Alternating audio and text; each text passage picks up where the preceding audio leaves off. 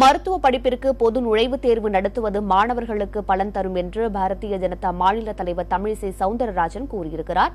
தூய்மை விருகம்பாக்கம், பசுமை விருகம்பாக்கம் என்பதை வலியுறுத்தி சென்னை ஜாஃபர்கான்பேட்டை எம்ஜிஆர் நகர் காவல் நிலையம் அருகே சாலைகளை தூய்மை செய்யும் பணியில் அவர் ஈடுபட்டார்.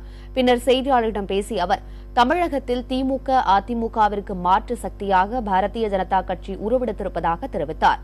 திமுக அதிமுக விஜயகாந்த் உள்ளிட்ட மற்ற கட்சிகளிடம் யதார்த்தமான பரப்புரை இல்லை என்று கூறிய தமிழிசை, சினிமா நட்சத்திரங்களை வைத்து பரப்புரை மேற்கொள்வது நிரந்தரமில்லை என்றும் தெரிவித்தார்.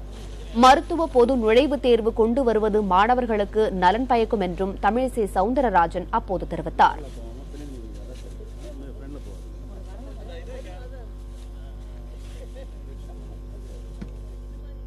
60க்கும் மேற்பட்ட மருத்துவ நுழைவுத் தேர்வுகள் பாரத தேசம் முழுவதும் இருக்கிறது. நீங்கள் ஒரு 60 நுழைவுத் தேர்வு எழுதுவதற்கு கிராமத்து மக்களால் முடியாது. இப்பொழுது இருக்கிற ஒரே நுழைவுத் தேர்வு சிங்கிள் விண்டோ சிஸ்டம் மொத்தத்தில் சொல்றீங்கல்ல, அதுதான் இது. ஆக ஒன்றை என்ன என்றே தெரியாமல் அதை பற்றி கருத்து சொல்வது சரியாக இருக்காது. ஆனால் அதில் எனக்கும் ஒரு ஆதங்கம் இருக்கிறது. கிராமத்து மாணவர்களின் அந்த படிப்பறிவை, அவர்களின் அனுபவத்தை உயர்த்த வேண்டியது மாநில அரசின் கடமையாகவும் இருக்கிறது. ஆக அவர்களுக்கு வாய்ப்பு இருக்கிறது.